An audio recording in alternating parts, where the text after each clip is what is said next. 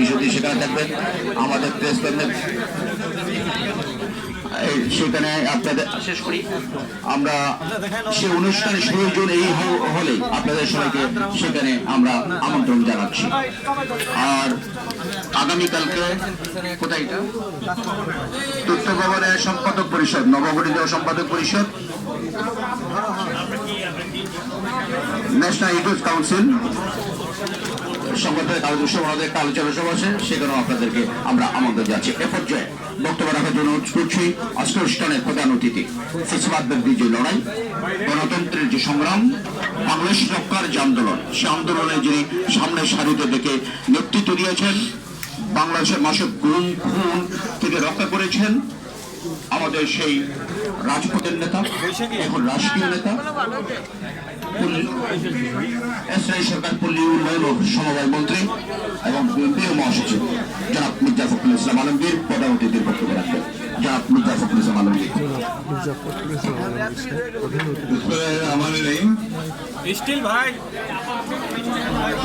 আয়োজিত বাংলাদেশের মুক্তিযুদ্ধের ঘোষক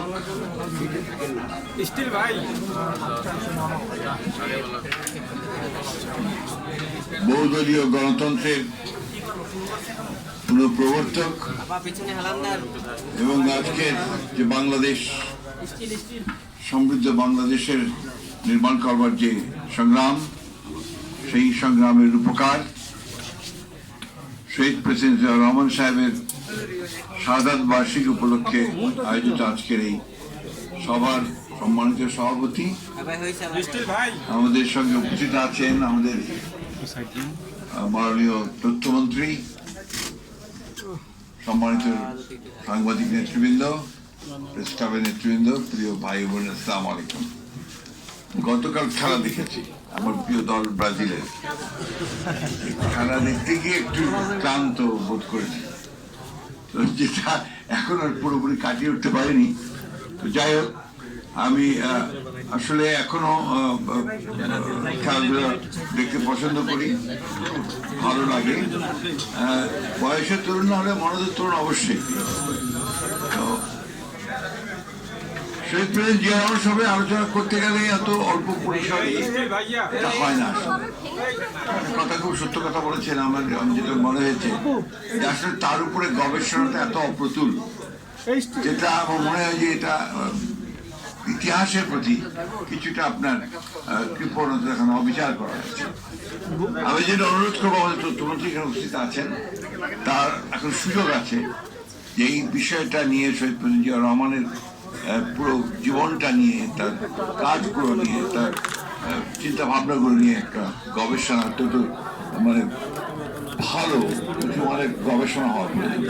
এখন পর্যন্ত আমি যতগুলো বই পড়েছি, আমার কাছে একমাত্র আমাদের বিশিষ্ট সাংবাদিক মাহবুবুল্লাহ সাহেব, তার বইটাই আমার কাছে সবচেয়ে ভালো এবং এত আপনার গবেষণা লব্ধ একটা বই, গবেষণা করেই তিনি কাজটা করেছেন, যেটা আমাদেরকে কিছুটা আপনার কাজ দেয়। যারা পড়তে চান তারা এটা করেন। শহীদ প্রেসিডেন্ট জিয়া রহমান আমাদের কাছে, আমার কাছে বিশেষ করে মনে হয়, আমি তার সবচেয়ে বড় জিনিসটা কোনটা দেখি, অনেক কাজ করেছেন এই 3.5-4 বছরের মধ্যে। তিনি প্রতিটি ক্ষেত্রে, একটা রাষ্ট্রের প্রতিটি ক্ষেত্রে তিনি হাত দিয়েছেন, চেষ্টা করেছেন শুরু করার।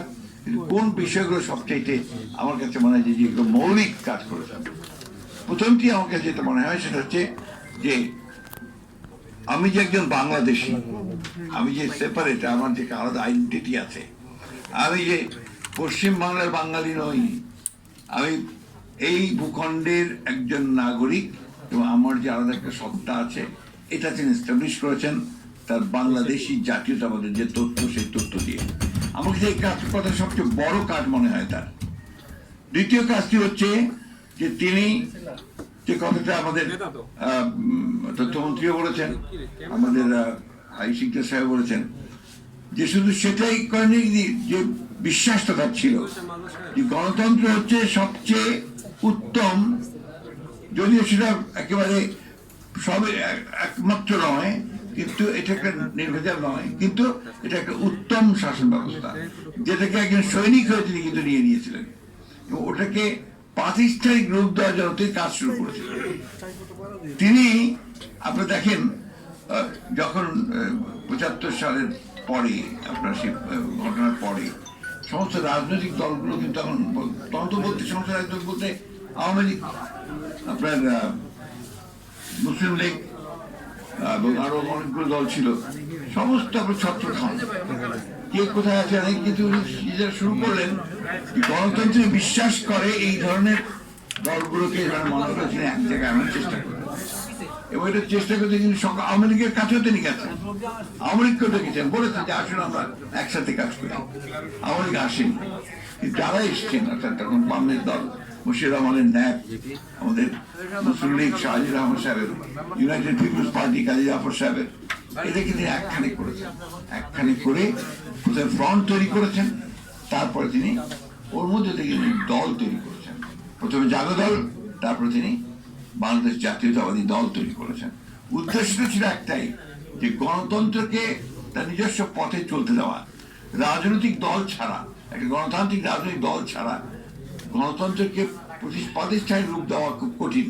সেই কারণে তিনি বিএনপিকে তৈরি করতে চেয়েছিলেন একটা সত্যিকার অর্থেই একটা গণতান্ত্রিক রাজনৈতিক দল, যে কথাটা আমি সবসময় বলি।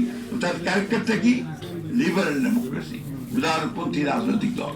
এটা কোনো রেজিমেন্টের রাজনৈতিক দল নয় বা কোনো গোষ্ঠীভিত্তিক রাজনৈতিক দল। এটা তৃতীয়ত, তিনি বাংলাদেশের অর্থনীতিকে টেনে উপরে তুলতে চেয়েছেন।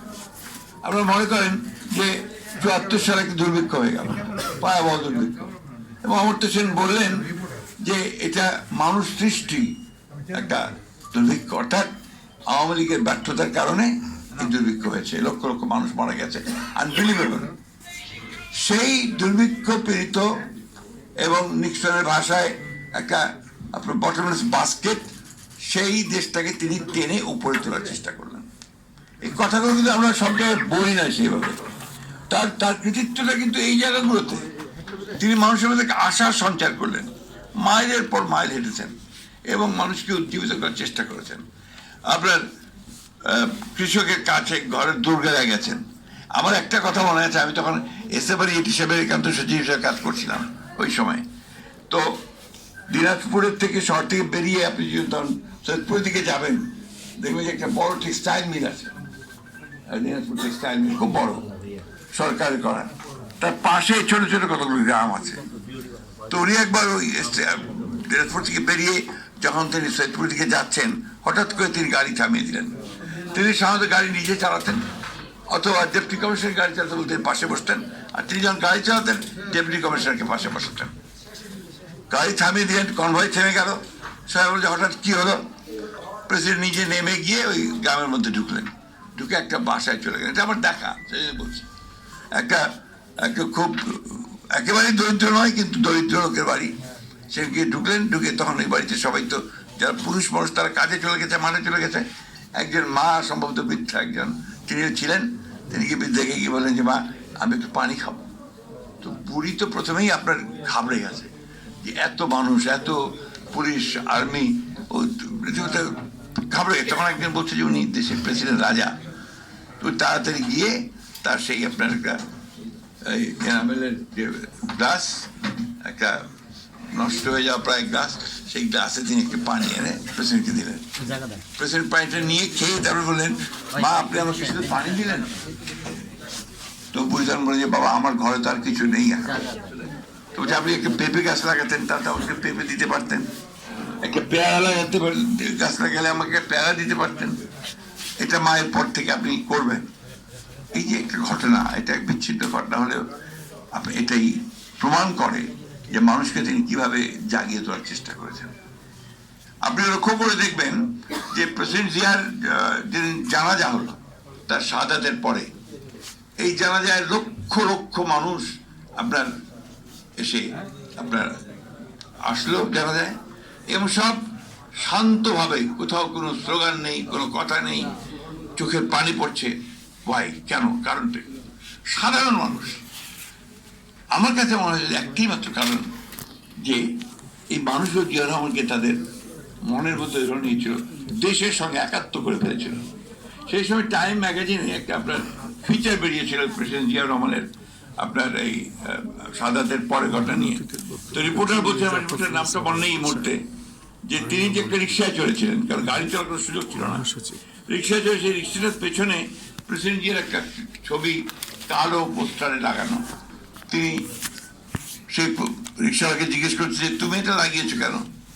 বলছে যে এই লোকটা আমাদের প্রেসিডেন্ট বলেছে, একে আমি ভুলতে পারি না আমরা, এবং আমরা এখন চিন্তিত এর পরে বাংলাদেশে কি হবে। অর্থাৎ এখন সাধারণ শ্রমিক, রিক্সা শ্রমিক সে পর্যন্ত চিন্তিত যে এর পরে বাংলাদেশের কি হবে। জানাজাতে যখন আপনার লালবাগের বড় হুজুর সাহেব তিনি যখন দোয়া পড়ছেন, দোয়া পড়তে গিয়ে তিনি যখন বললেন, দোয়ার মধ্যে যখন বললেন আল্লাহ বাংলাদেশকে হেফাজত করো, তখন কিন্তু গোটা জানাজার যে ক্রাউড, লক্ষ লক্ষ মানুষের ক্রাউড ডুকরে কেঁদে উঠেছিল।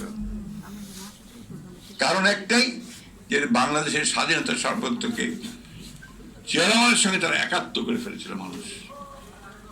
এখানেই তার কৃতিত্ব, এখানেই তার যে কাজ, সে কাজগুলো যে স্বীকৃতি মানুষের কাছ থেকে তিনি পেয়েছেন। এক কথা বলে শেষ করা যাবে না, তো কোন দিকে নাই আপনার খেলাধুলা, নতুন কুড়ি, আপনার চলচ্চিত্র, তারপরে আপনার সঙ্গীত। এই যে আমাদের সৈয়দপুরের মেয়েটা কি নাম, বেবিনা দিন, তাকে ছোট্ট বাচ্চা তখন একটা অনুষ্ঠানে গিয়ে তিনি গান শুনেছেন, বলছে এই মেয়েটাকে তুলে ফেলো, ওটাকে ঢাকায় নিয়ে এসে ভালো করে দিয়ে ট্রেনিং দিয়ে তাকে ভালো সঙ্গীত শিল্পী করো। আজকে বেবিনা দিন কথা দেশের আমাদের একজন নাম করা শিল্পী, এইভাবেই তিনি করেছেন। আপনার কৃষিতে আপনারা সবাই জানেন, শুধু খাল খনন না, আপনি এখন যে রিসার্চ ইনস্টিটিউটগুলো দেখবেন, rice research institute, agriculture research institute, sugar কেন ইনস্টিটিউট, প্রত্যেকের গিয়ে দেখবেন যে জিয়া রহমানের একটা ফলক লাগানো আছে।